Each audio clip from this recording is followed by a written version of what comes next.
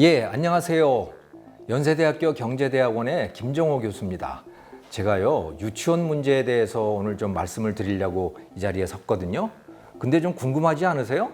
아니, 무슨 대학 교수가, 그것도 경제학 교수가 유치원에 대해서 뭐 할 얘기가 뭐가 있어? 할 얘기가 많습니다. 앞으로 여러분 아이들이 10년 또는 15년 후에 사회에 나갈 때 그때 얼마나 성공할 수 있는가?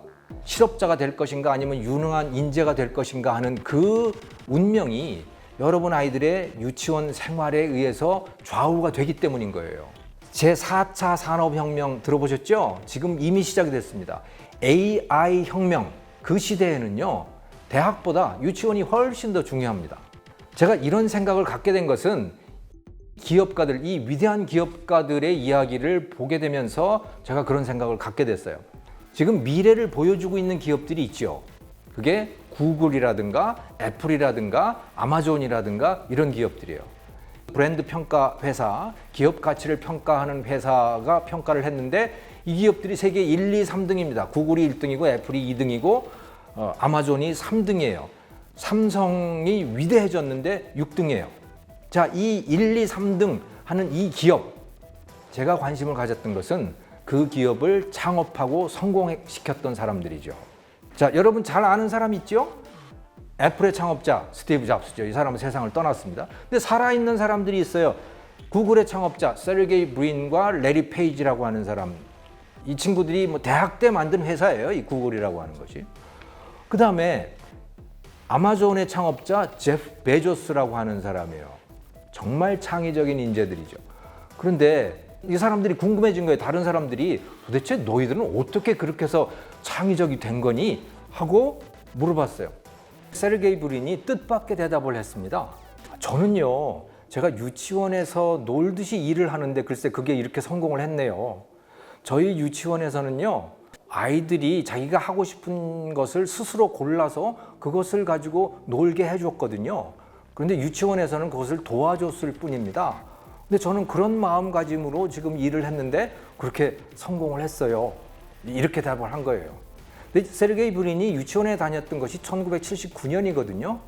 1970년대 말, 80년대 초 이때까지만 하더라도 미국에서도요, 교육이라고 하는 건 가르치는 거였습니다.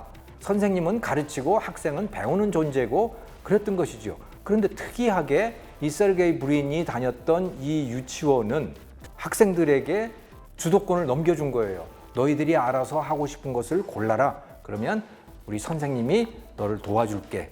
자, 그런데 이렇게 인터뷰하는 거를 듣고 있더니 공동 창업자인 레리 페이지도 그래? 나도 그런 유치원 다녔는데? 뭐 이렇게 했던 거예요. 그래가지고 둘이서 깜짝 놀랐다는 거 아닙니까?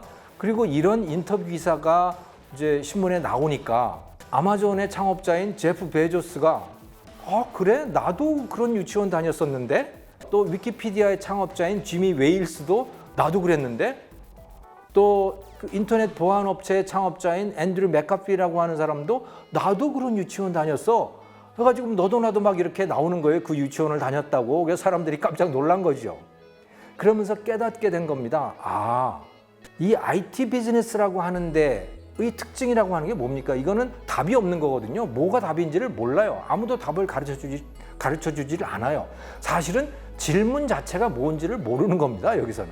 그런 상황에서 자기가 문제를 만들고 문제를 스스로 고르고 그 문제에 대한 답도 물론 스스로 찾아내야 하는데 그런 상황에서는 그러니까 질문 자체를 즐기는 그런 태도, 그런 마음가짐이 중요하구나. 그리고 그것은 아주 어릴 때 유아 시절에 터득해야 되는 거구나 라고 하는 것을 사람들이 깨닫게 된 거죠. 그리고 그 태도를 갖게 된 그런 마음가짐을 갖게 된 사람들이 구글, 아마존, 위키피디아 이런 기업들을 만들었고 그들이 제4차 산업혁명 시대를 열어놓은 겁니다. 그런데 여러분, 그래 참 좋겠네. 내 아이도 그렇게 됐으면 좋겠지. 하지만 뭐 아니어도 할 수 없지 뭐. 굳이 뭐 그렇게 세계적인 기업의 창업자가 될 건 뭐 있어. 그냥 직장만 잘 다녀도 되지 라고 생각하고 계시죠? 그렇게 생각하시면 큰일 납니다. 그런 세상 이제 오지 않아요. 왜? 앞으로는 세르게이 브린이나 레리 페이지나 제프 베조스처럼 살지 않는 사람들은 실업자가 될 거예요. 지금까지 우리가 어떻게 살았냐면요. 제3차 산업혁명 시대에 살았거든요. 그건 어떤 사회냐? 공장제 사회예요. 커다란 공장이 있어요. 그래서 사람들이 다 거기 속해서 뭔가 맡은 일을 해요. 예, 누군가 지시하면 그걸 충실히 따르면 뭔가가 이루어지는 그런 사회였어요. 그래서 대기업에 들어가면 거기에 회장님도 있고 뭐 사장님도 있고 뭐 전무님이 있고 뭐 쭉 있잖아요. 위계 질서가. 그래서 위에서 하라는 대로 하면 되는. 그러면 뭐 큰 성공은 아니더라도 그럭저럭 중산층으로서 또는 중상층으로서 살아갈 수 있는 그런 사회였어요. 여러분들은 그런 사회를 살아오신 겁니다. 그런데 여러분 아이들은 그런 사회가 아니에요. 잘 외우고 시키는 대로 잘 따라하고 이렇게 교육받은 사람, 이런 습관을 갖고 있는 사람들은 이 4차 산업혁명 시대를 살아가기가 참 어렵습니다. 왜냐하면 그런 일이라면 로봇이나 AI가 사람보다 훨씬 잘하기 때문이죠. 그래서 그런 사람들은 실업자가 되기 십상입니다. 의사를 한번 생각을 해볼까요? 여러분 아이들이 의사가 됐으면 좋겠죠? 자, 의사가 하는 일이 뭐예요? MRI 찍고 뭐 엑스레이 찍고 혈액 검사하고 그래가지고 데이터들이 쫙 나오잖아요. 그 결과들이. 그 영상과 그 혈액 검사 결과와 이런 것들을 가지고 이제 맞춰보는 겁니다. 이게 보니까 옛날에 내가 배웠던 교과서 몇 페이지에 나오는 무슨 병의 증상이야. 또는 어떤 논문을 봤는데 누가 실험을 했는데 이거는 어떤 병의 증상이야. 그러니까 이 증상에는 어떤 처방이 맞아. 이걸 하는 거예요. 그러니까 데이터를 추출을 해가지고 그것을 기존의 데이터베이스하고 맞춰보는 거죠. 그래서 처방을 내리는 겁니다. 이게 의사가 하는 일이거든요. 자, 그런데 그거는 의사보다 AI가 훨씬 더 잘하죠.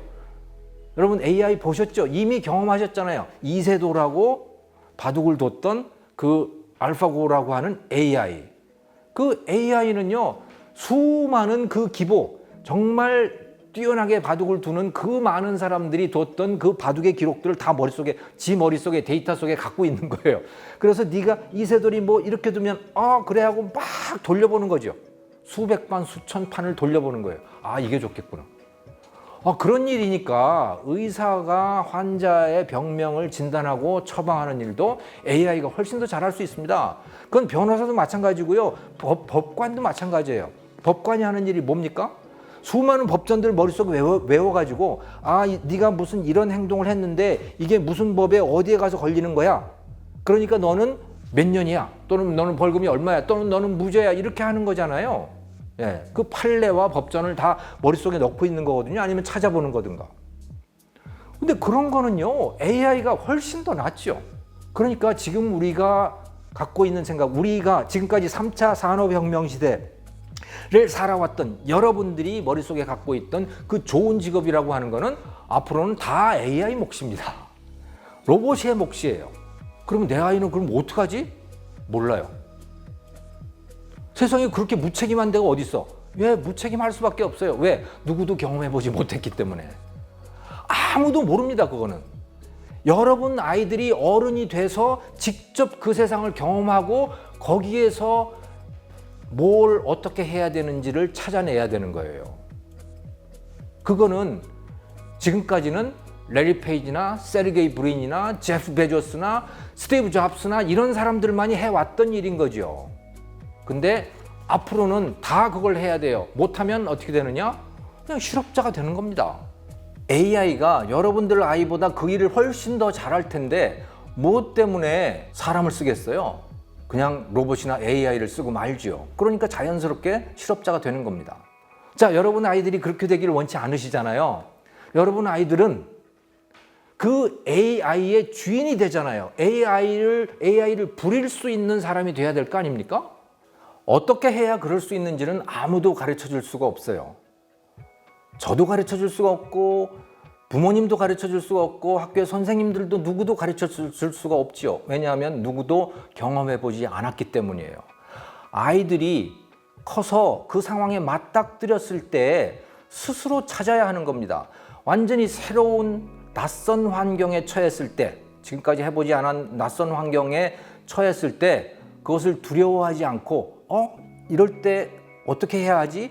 그 환경에 재미를 느끼고 호기심을 느끼면서 스스로 해법을 찾아가야 되는 거예요. 그런 습관, 그런 태도는 유치원에서 습득되어야 합니다. 레리 페이지나 세르게이 브린처럼 말이죠. 그래서 제가 대학에서 나와가지고 유치원 그 학부모님 여러분들한테 이런 이야기를 하고 있다니까요. 대학에서 아무리 가르쳐봐야 소용이 없는 거예요. 그 애들의 시대는 이미 끝났어요. 대학생의 시대는 20년 후면 다 끝나는 거죠. 지금 유치원 다니는 여러분 아이들의 그 시대를 위해서 지금 준비해야 된다. 그래서 제가 이런 말씀을 드리는 거예요. 그래서 우리나라 유치원은 어떤가 하고 제가 한번 살펴보게 된 거예요. 그런 생각이 들어서. 그래서 유치원 선생님들도 만나보고 뭐 아무튼 관계자 여러분들 만나보고 인터넷도 뒤져보고 뭐 이렇게 했어요. 깜짝 놀랐습니다.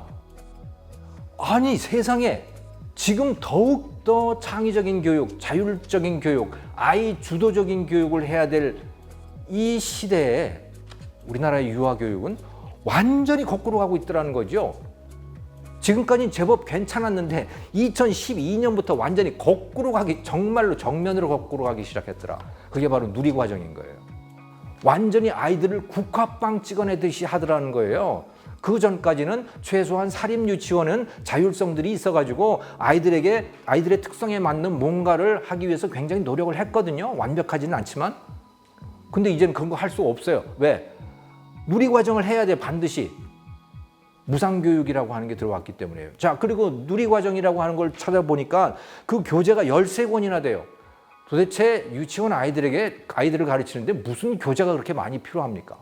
거기다가 그 누리과정을 평가하는 항목이 300가지나 되더라고요. 첫 교시에는 뭘 해야 되고 두 번째 교시에는 뭘 해야 되고 특성화 교육은 하면 안 되고 뭐 아무튼 진짜 국화빵을 만들어낸다고 하더라도 하나도 과언이 아닌 과장됨이 없는 것이죠. 제가 사실은 국화빵 교육이라고 해가지고 기분 나빠하실 분들이 많으실 것 같아요. 그런데요, 저는 사실은 좀 봐드린 겁니다. 임재택 교수라고 하는 분이 계시거든요. 부산대 명예교수인데 우리나라의 이 유아교육계의 정말 원로세요.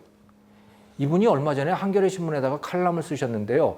이분은 우리나라 지금 누리과정이 들어온 이후에 우리나라의 이 유아교육 과정을 뭐라고 했는지 아세요?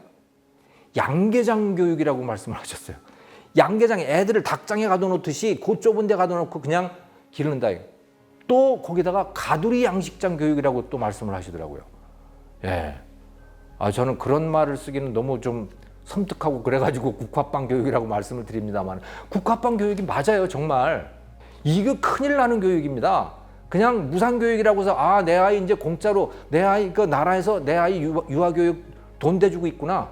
그러니까 뭐 나라에서 하라는 대로 하는 것도 뭐 나쁘지 않지라고 생각하셨다면 정말 오산이에요. 그렇게 하면 안 됩니다. 왜? 여러분 아이들이 실업자가 될 거기 때문에 그렇게 하면. 그래서 여러분들이 이제 말씀을 하셔야 돼요. 내 아이들을 국화빵 교육 시키지 마라 라고 내 아이들에게 자율권을 줘라.